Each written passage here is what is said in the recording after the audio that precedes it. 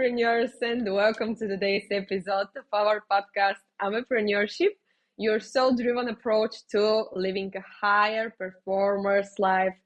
And we are your hosts, Yana and Leah. Hi, we're sitting very cozy here with V in my living room just outside of Rotterdam. V comes here quite a lot. Last time we did a mini retreat here. Remember? Yeah, we made this amazing place here. Yeah, our grounding retreat. It was our first mini retreat for 5 hours, I believe, for 6 hours. All of the people came and they experienced all of the amazing things that one retreat can give you in just one afternoon, which was amazing. I think the neighbors are still talking about us running half naked in the garden and breathing heavily after the ice bath. They are already on a waiting list. For sure. So Yana and Vi, I both know you so well, and we've been through so much together, and I love everything that we've been through. But please start with, how did you guys met? Because I actually never heard this story. I just met Vi during our actual first retreat, the retreat in Lithuania, in Ljubljana, which was absolutely amazing. But we just came there, and I had no idea who the heck this guy is and how this all started. Well, I met him in the yoga studio, and he was amazing. You know, you not very often see people in the yoga studio who know exactly how to take you through the class, to use their voice, from which position you go to the next. And both my friend Kami and I, we were so excited when we met V. We also started working together in the gym. We started going to V for massages. We started organizing retreats with V. And I love cooking for V, and I love eating. we often come together, and I'm so happy he's part of my life and now part of your life, and there's much more to go. Yeah, it was very organic. You invited me to have some coffee or tea, and you were just start asking me questions, and I was like, this is amazing. I remember we had a coffee date after the yoga practice to talk about how can we build muscle in the gym. And he said one thing is that he sees my personal motivation, and that's why he's going to work with me, because I'm motivated to take care of myself so that I can be stronger for my family, I can be stronger for my children. And I was like, yeah, actually he's right. He doesn't work with everybody. No. You have to, in a way, qualify it, because I'm not the type of person that just going to stay there. For example, in the case of gym, I'm not just going to stay and just watch, and I don't want to motivate you. I want you to I can help you to find that motivation and a drive inside of you. I'm focusing on that. The other part, the physical part, this is already figured it out. This is, in a way, it's easy. But I want you to have a deeper motive to start with.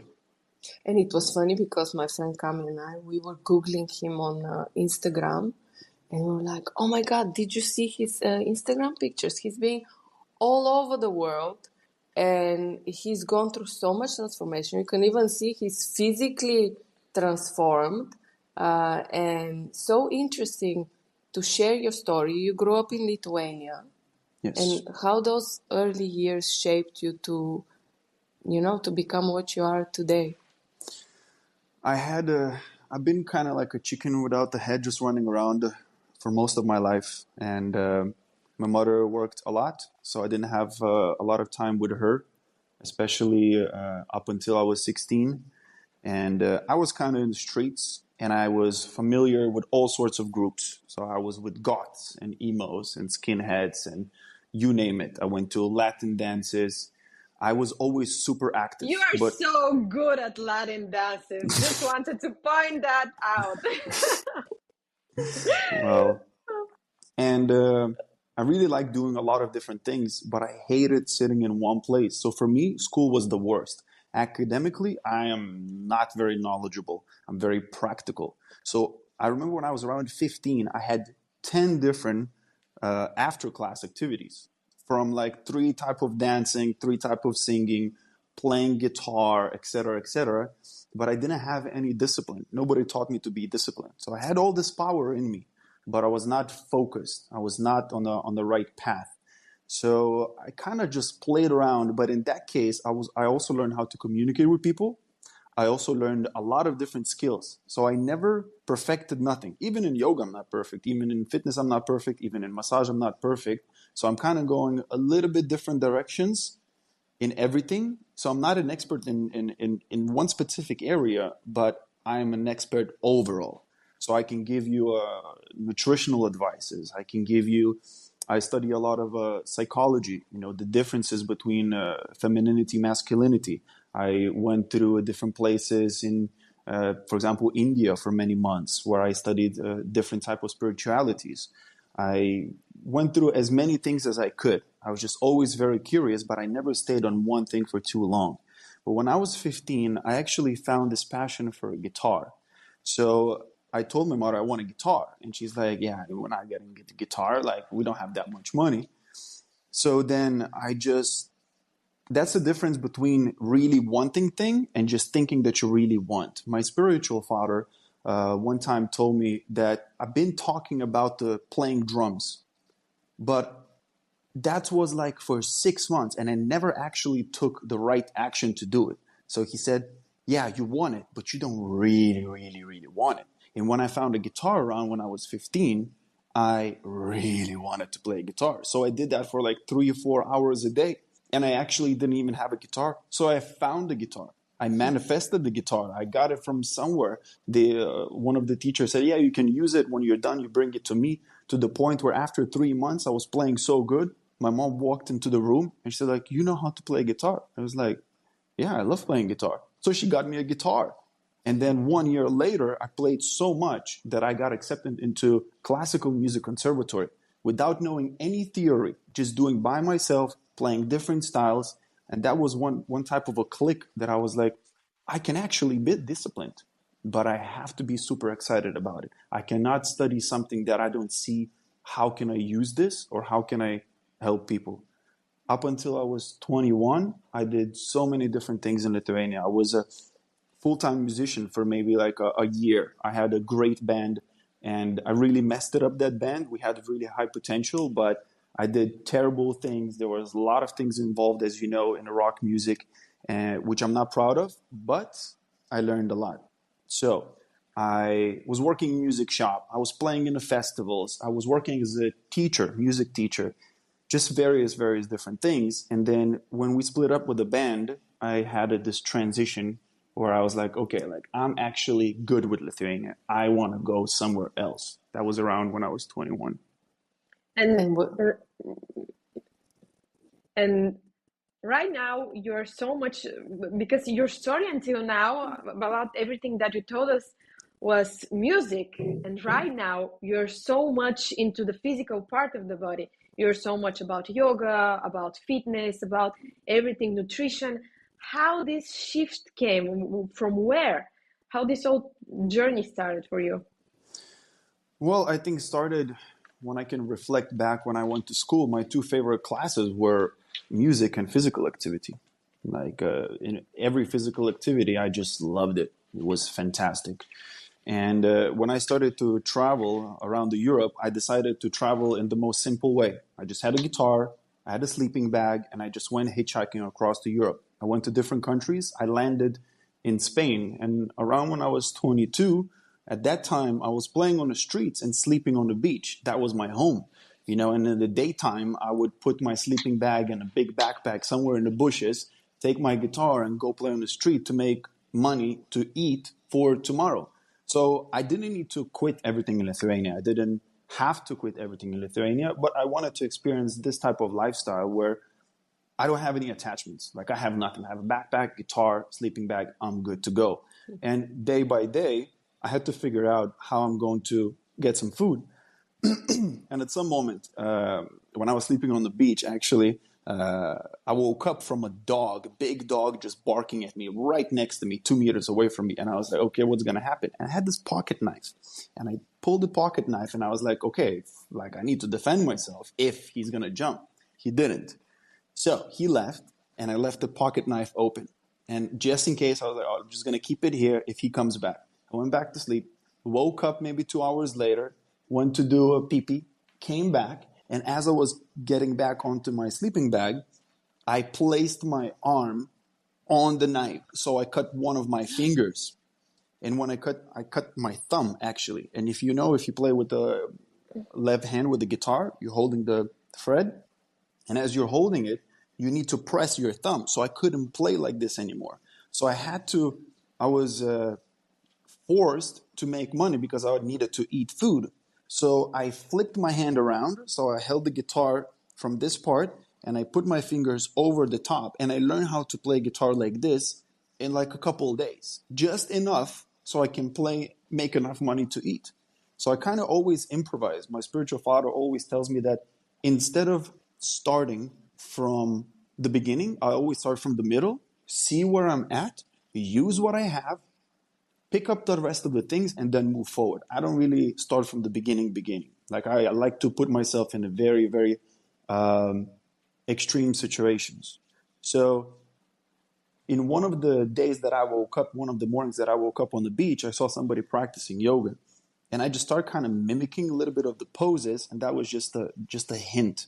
And then I just continued travel. I arrived in the Netherlands, and I was by myself. That's where I got really depressed because my ex-girlfriend was from US. She was in US. My family is in Lithuania. I'm in the middle of nowhere. I got a strong weed addiction. I got strong depression to the point where like, okay, I'm going to look for something to eliminate myself. Like I didn't want to continue living like this, but I didn't have nobody physically to be here for me. And I need that connection. I need to stay with people. Some people can stay by themselves for days, in their apartment, their house. I don't like that. I like to spend time with people. And when the depression was at the highest, I remembered yoga, and I just started doing a little bit on YouTube. Start practicing once or twice, a week. Yoga with Adrian. A lot of people do that.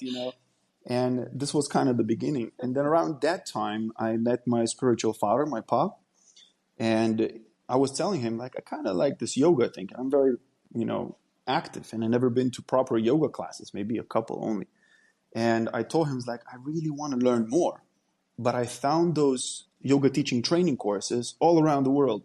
In Europe, it was way too expensive. I was like, I don't want to save, 1 year for 4,000 euros. And but I said, there are some yoga retreats, yoga teaching training courses in India.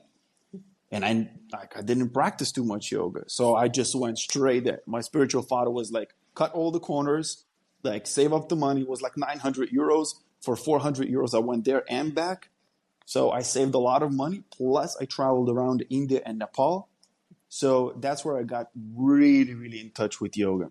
Straight to the core. Straight to the core. India. Yeah. And also, I didn't know that there's a difference between 200 hours yoga teaching training course and 300 hours. I had no idea. So I was like, okay, it's 1 month, 1 month. So I booked the 300. So after like 1 week, I realized that all of the students were already teachers for years. So they were at the high level of yoga, plus learning from all the Indian masters. And I was just there, and they realized like, oh, you didn't finish 200 hours? Nobody told me that I have to. So they say like, oh, you can still switch it to 200 hours. Like, nah, good. I'm going to finish this. So it was really intense. And like here, yoga teaching training courses are more about the physical. There was also physical, but much more spiritual. So that was very interesting journey. Normally, people in Western countries, they finish the course here and then they go to India to expand. I always do things backwards. Yeah. Oh, that's fantastic. I love that how you go all in. Yeah. And you're very good. You can sense this, that it's not just a commercial practice that you do. It's much deeper than that. The effect that we always have after your class, I think, shows that. And I love it how at retreats you take us in a magical place. One time we entered the room and there was music and he was just sitting there and we were all remember, Leah, we were all sitting there and we didn't know what's happening. So We were very everybody confused in the beginning. very confused, and from this confusion, first it was confusion, chaos, and then you started going inwards because somehow you sort of did. And it was so powerful, just that silence and not knowing, looking at V, waiting for him to start, but actually going inwards. Yeah, that was kind of the goal. No instruction, because you have to arrive at 8 o'clock. You arrive at 8 o'clock. You sit, and you're waiting for the teacher to start the class. But 5 minutes pass by, he's still sitting there. 10 minutes pass by, he's still sitting there, and you go through a roller coaster of emotions, and eventually, like, you have to accept it. Obviously, if I should have done it for like 2 hours. I only did it for like 15 or 20 minutes. But I wanted to have for people that experience of all these emotions, and then, okay, it's kind of uncomfortable, but I'm just going to stay here because I have no choice. I have to be in the studio. This is the time from 8 to 9:30, and he's sitting, so I'm just going to sit. I'm going to go. And if somebody gets too frustrated and they walk out, like, you lose so much. But nobody walked out. Fantastic. That's true. And now, where is your focus now, and what is your mission? My mission actually started when I was still in India, because with yoga everything was fantastic, but it helped me very physically. Like I said, I have so much energy, so I kind of run around without getting in touch with my body. Like, what does my body need? How do I feel? Not at the emotion level, but at the sensational level. Yoga gave me the sense of presence. Okay, I had one too many coffees, boom, breathing technique. Like, okay, my left hip feels weird, let me move it out. But spiritually, I was looking for more. So towards the end of the yoga course, I started asking Indian yogis and my teachers.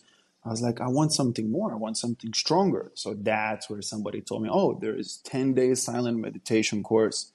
So I looked around, and everything is booked for like 3 months in advance. And I found one place far away from everything in the corner of Nepal in like 2 weeks. I was like, okay, let's do this. I never practiced properly meditation. Let's go 10 days in silence. No communication, no eye-to-eye contact, just nothing. Meditating, sleeping, a couple times a day, eating, and that's it. So I went there, and 2 days in, I wanted to run away. I don't like to sit in one place. I like to communicate with people. I like to have some fun. And I just had to sit. And when I cross my legs, my hips are hurting. I can't sit properly. And at that location, the teachers were very strict. So if you move, they come to you, they pull on your pillow, and they wave their finger.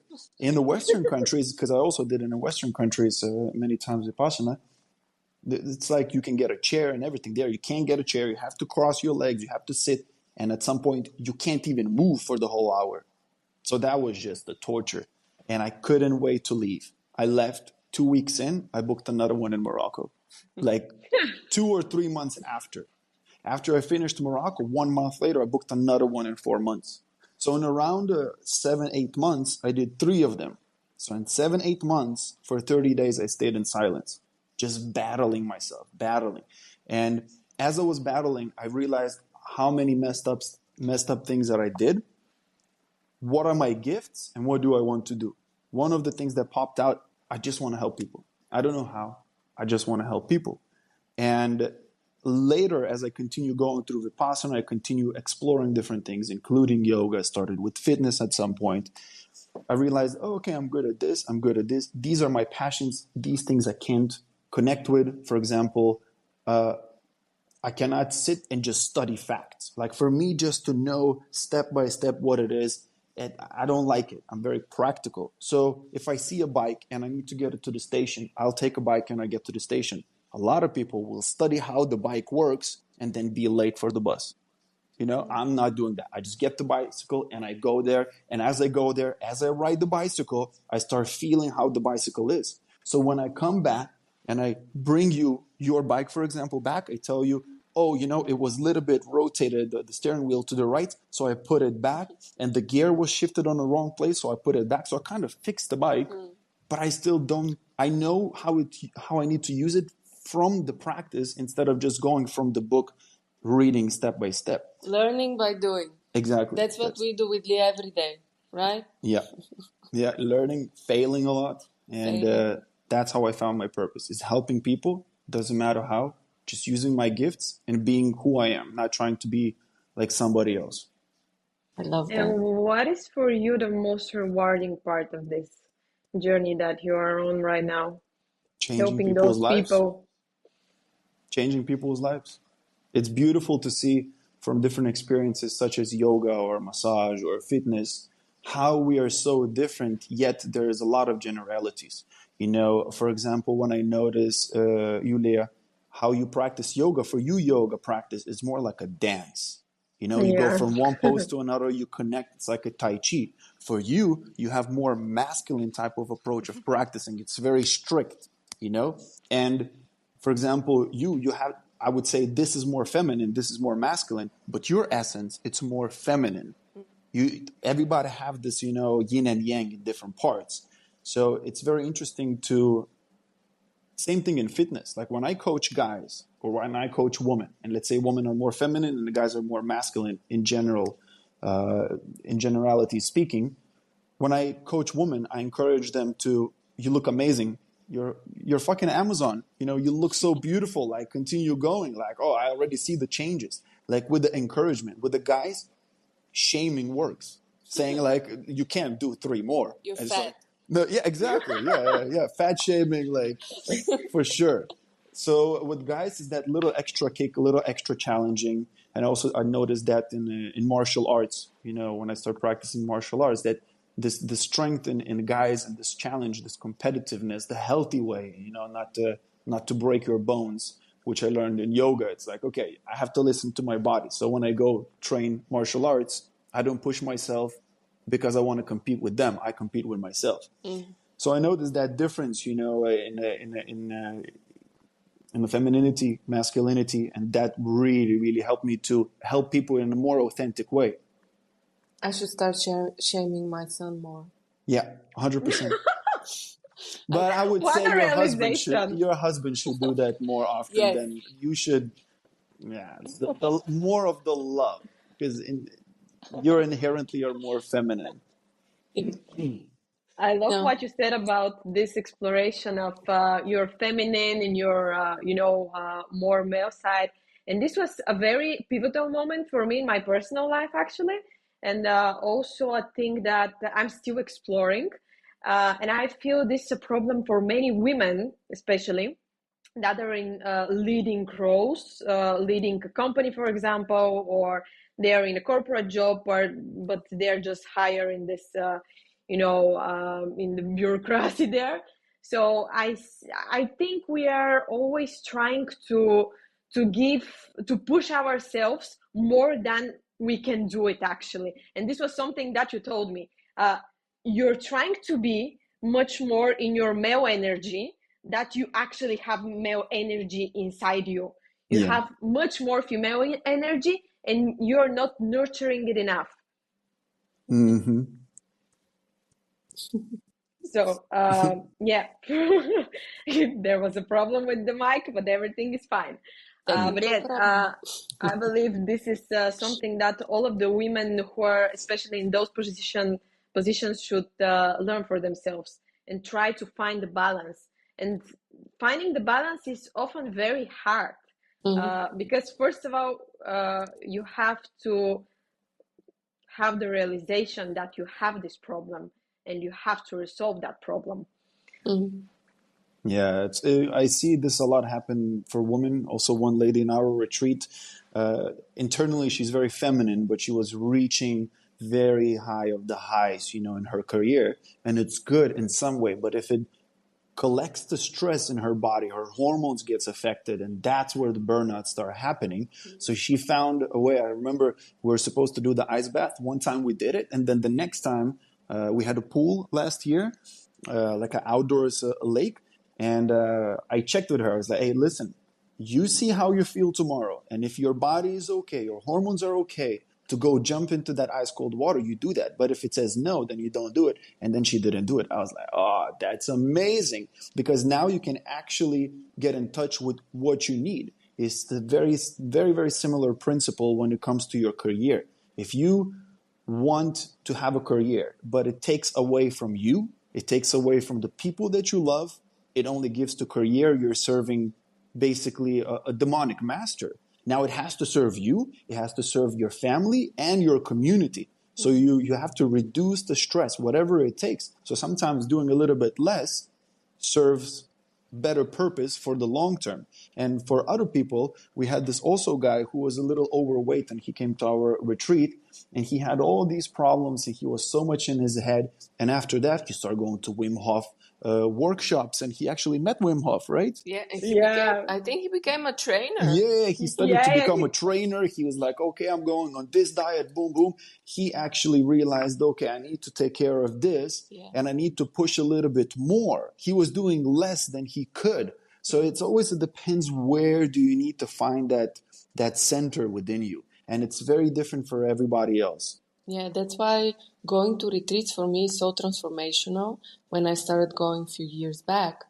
And that's why we love doing this for others, because sometimes you rush so much through life. You're so busy, work, family, friends, relationships, difficult, complicated situations, sometimes loss of family, loss of friends. You forget to go back to yourself. You forget you're uncomfortable to stay in silence with yourself, what you did Yeah. at Vipassana. Thinking about this few years back, that you would feel uncomfortable sitting by yourself, I think this is crazy when you realize it. A friend of mine was going to Vipassana. Every day she saw a little bird coming on the tree, and every day at the same time, this little bird would come to her window and she would see the bird. Realizing that we sometimes don't look outside, we don't see the bird. We don't see what's happening around us, and we don't look inside. And that's why I'm so happy we're doing again this year, going back to your core, stopping for a while, going back to your core, going back to who you truly, really are, with the help of amazing facilitators like V. Yeah, we have to. I like Stoicism as well, the philosophy, because there they say, if you're emperor, be a great emperor. If you're a slave, be a great slave. Whatever role that you have, see how can you fulfill it to the most. I realized also, had our first retreat, I kind of just realized my role in the retreat when we were in the middle of it. We had this long table, and Yana was just right in the center. She was nourishing everybody, talking to everybody, making sure everybody has everything. They feel comfortable, they feel accepted. I was at the end making sure that like there are no wolves and lions trying, to attack us. I didn't communicate too much. I had a conversation here and there, but I just make sure everybody's safe. That's kind of the thing that I'm not going to try to do what she's doing, because it's kind of against my nature. And if she would do what I'm doing, would be kind of against her nature, We can still put ourselves in that position if it's needed, if it's really, really needed. But if it's not really needed and it's not your role, you don't need to step up. You don't need to step into the place where you're not supposed to be, because that's where you start draining your life force, your life energy. Oh, I love that. So what's next for you, V? A lot. I'm always very busy. I'm really working hard to help as many people as I can in different areas. So I continue teaching yoga. I also have different fitness clients in person and online. But the main focus right now is to open my own massage studio. So I have already 2 people that I'm training, and I'm actually opening in 1 week, 1 big location. So that's really exciting, and I continue doing it the most organic way. So I'm still learning, I'm still practicing, but I developed something that works really, really well. And I'm studying different styles, so it's kind of a holistic approach. But for me, it's very important to personalize those massage sessions, because one day you come. I remember last time you came, you're like, I need a little bit more relaxing. And sometimes you're like, oh, my legs, are destroyed after a workout. Now I need to release all the lactic acid. So it really depends, because I was really disappointed going from place to another place where they have a script. They have an A to Z, and they just do it for everybody exactly the same way. Maybe a little alterations, but for me, personalized sessions are very, very important. And then as I do the session, as I help the people, sometimes people are open to communicate, and I read if they're open to communicate, I can give them an advice. And it's not only about the massage, it's about certain movements, about certain stretching, it's about certain nutrition. People have cramps. Do you take magnesium? No. There you go. There's your answer. So this helps me also as a coach. You know, my massage clients become my coaching clients within the same session. So if I will just continue helping people and focusing towards that, like, yeah, this is going to be great. I'm so excited about my life. Every day I wake up, so good. So good. I And love we're this. going to have the massages at the retreat as an extra something bonus that you can get. This was such a great conversation. And if you come to our retreat, for sure to have 1 hour for yourself to do that massage. So the link is shared. You can join us. Journey to your core retreat, Palma de Mallorca, 26 to 30 March 2025. We are waiting for you, and it's going to be absolutely amazing together with this amazing guy that we have here. Thank you, V, for joining us. My pleasure.